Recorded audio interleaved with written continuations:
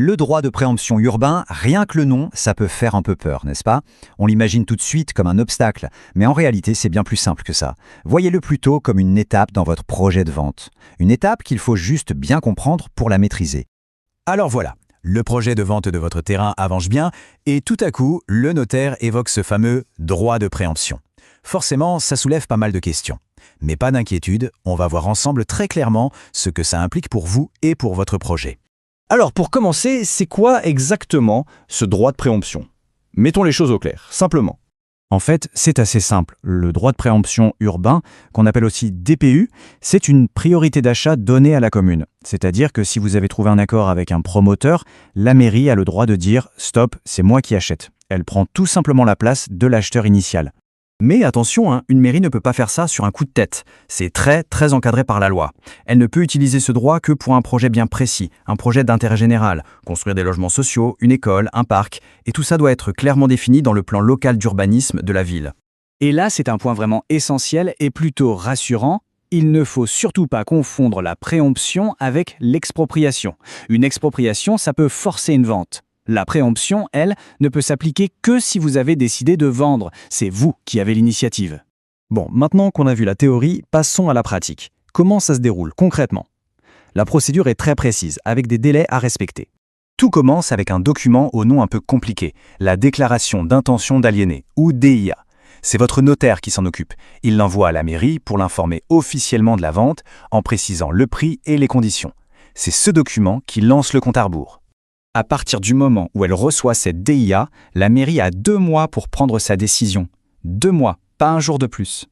Et en point crucial, si au bout de ces 2 mois, vous n'avez aucune nouvelle, eh bien, le silence de la mairie veut dire qu'elle renonce. La vente peut donc continuer avec votre acheteur. Ok, donc la mairie a 2 mois. Pendant ce temps, que peut-elle décider? Elle est face à un carrefour, avec plusieurs issues possibles. L'issue la plus fréquente et la plus simple, la mairie renonce à son droit. Soit elle vous l'écrit noir sur blanc, soit elle reste silencieuse pendant les 2 mois. Dans les 2 cas, la conséquence est la même, la voie est libre. Vous pouvez finaliser la vente avec le promoteur comme prévu. Deuxième grande possibilité, la mairie décide d'utiliser son droit et d'acheter. Elle se substitue donc à votre promoteur. À partir de là, tout l'enjeu va se concentrer sur un seul point, le prix. Et il y a 2 scénarios possibles. Premier scénario, le plus direct. La mairie est d'accord avec le prix que vous aviez négocié et elle achète à ce prix-là.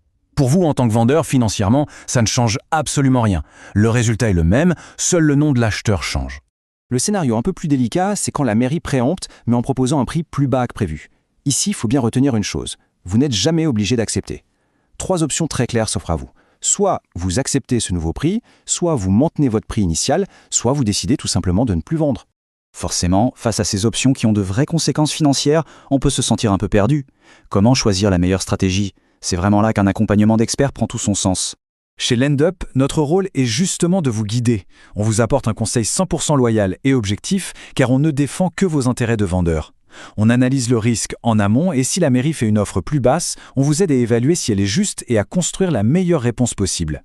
Alors, si on devait résumer en 3 points essentiels, que faut-il retenir? Premièrement, ce n'est pas un droit arbitraire, il est très encadré. Deuxièmement, la procédure est claire avec un délai strict de 2 mois.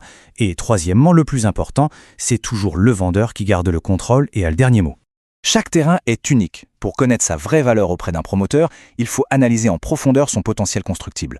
C'est un métier à part entière. C'est précisément ce que nous vous proposons, faire le point, ensemble, sur le potentiel de votre bien. Chez Lendup, on est spécialisé dans la vente de terrain aux promoteurs. Si vous voulez un accompagnement transparent à chaque étape, n'hésitez pas. On propose une étude de faisabilité de votre projet, elle est gratuite et sans aucun engagement. Tout est sur notre site, lendup.fr.